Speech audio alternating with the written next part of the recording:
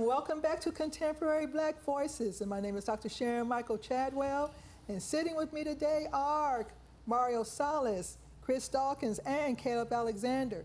So Caleb wants to add on to our last segment's discussion about the influence of social media in this public humiliation process.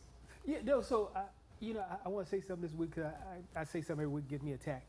So I'm just thinking, what I'm going to say this week to get me attacked, you know what I mean? So, but no, you had mentioned about the social media where you have content providers who are non-African American or Non-foundational Black American. non-foundational. I know that's a hard one for you to say, but It is. foundational Black American. Foundational Black American. But you know what?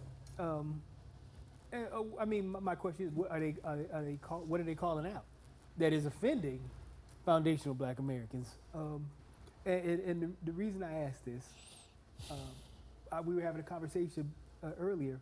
I moved, and my new landlord, he's an Indian guy, but he's actually from Malawi, and he identifies as African. He asked me, he says, I'm African.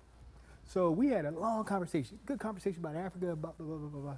And so when I talked to his son, I said, hey, man, I said, your father-in-law, man, I'm crazy. He's impressive. I'm crazy about it. He texts me back. He says one thing. He says, it is amazing what one generation of hard work can do for an entire lineage. One generation of hard work. So when you again, it's about perspective. So when you have people that come over here and they don't understand people who have been here for 6, 7, whatever, however many generations. And all the policies that were put in place. That too. But at the same time, I know those policies affected you, Dr. Sharon. Those policies affected you as well. No question. Businessman and entrepreneur Chris Dawkins and Professor Mario Salas. So those policies, Professor, they affected each and every one of us, right? So at what point do we stop looking at the policies and start taking personal responsibility for a lot of our own fortunes and misfortunes or whatever it is? So when you have people who come over here who are saying, yeah, I don't understand that. You know what I mean? And I don't understand the excuses. I don't understand the culture. I don't understand, and you complain about it, but what are you doing about it? You know what I mean? You sound like me now. Yeah, you sound like me now. Go ahead. I'm just saying. Are we agreeing? Yeah. So I mean, and a lot of people have that, you know. And so when you it's hard to criticize when you see people who come here and say, hey man, you know what I'm saying? I slept in the store. I worked my ass off. You know what I mean? I didn't go and buy a house. I didn't go and buy a Benz the first amount of money I got. I went and opened another store. You know what I mean? And so when people question where we're at and question our conditions as foundational Black Americans in this country, we sometimes, man, we have to look in that mirror. We can't get pissed off at the people asking the questions. We have to look in the mirror. That's true. You know. I agree. That's my point about that. And so yeah, there's some social media commentary that's critical, and a lot of times I'm critical. Because sometimes, you know, Lil Ray Ray, his ass need to be in prison for real. You know what I'm saying? We can't free Lil Ray Ray sometimes. His ass need to be in prison. So sometimes it's about accepting personal responsibility. And that's my point about that. All right. So here's the last question. How are digital spaces and extremist subcultures influencing the safety, identity, and mental health of Black youth, and what can communities do to disrupt these patterns? And we're talking about Black communities. What can we do to disrupt these patterns? You talk about digital. You said digital spaces. You know, in extremist subcultures. Right. I mean, you know, and we hear this all the time. We've talked about this on the show where China restricts the amount of content that they allow their kids to have, right? So American kids, they allowed, when China had TikTok, yeah, they allowed American TikTok, kids could eat Tide Pods all day, right? But in China, their kids are winning spelling bees and their math contests and all kinds of stuff, right? So it's about the content we allow our kids to have.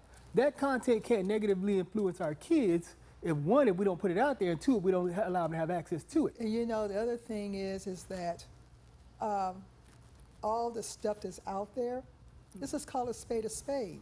It's designed to be out there to distract, Yeah, you know, from what really needs to be done. yeah.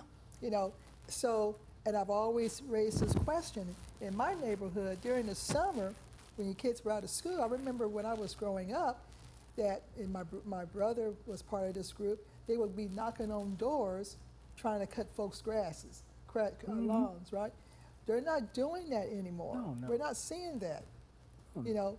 And so how do you, because they have more distractions to keep them from doing things to help them to become more successful as adults. So how, you know, can we move away those distractions? Can we interrupt those distractions? This is my, you know, I've been thinking about the question you asked, what can communities do? And I think we just have to basically retool.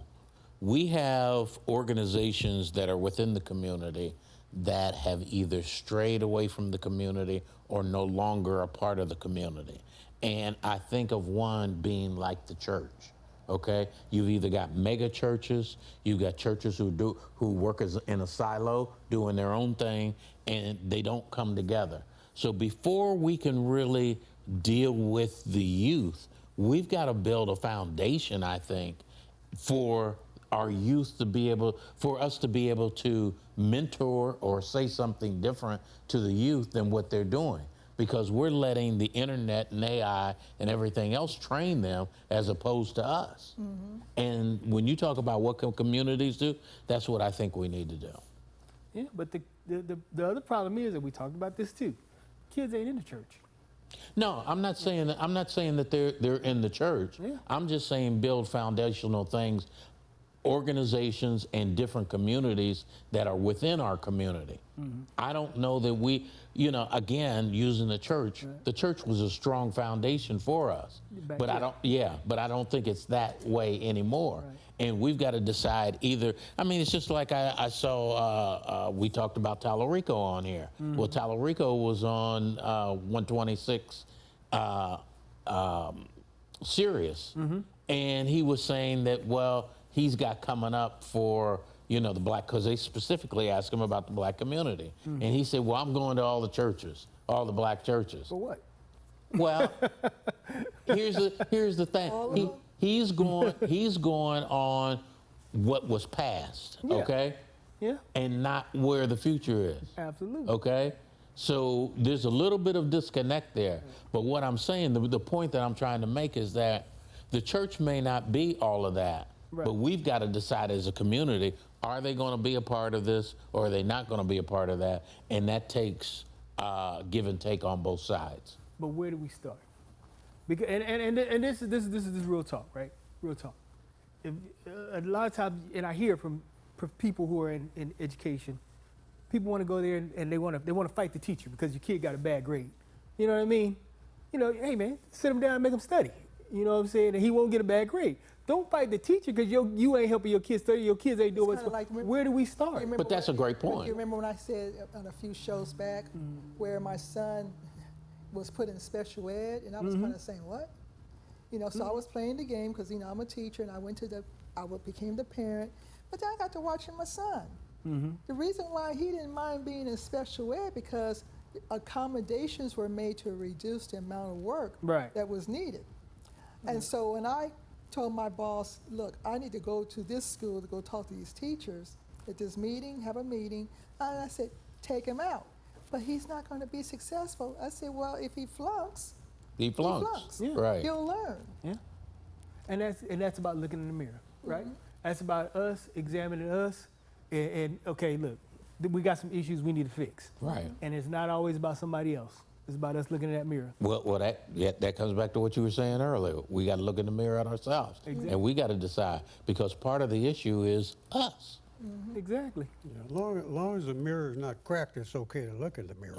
But you know, But you got to be careful when you look in the mirror that what you're seeing is not a mistake about what you think you saw. Okay. we're running out of Or you may not time. have enough information to take the crack She out of says the we're mirror. running out of time. We're running out of time. Oh my God.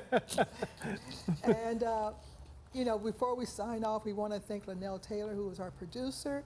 We want to thank you for listening in on us. And please keep the discussion going. You have the comments, hit the like and subscribe, and we will see you next week.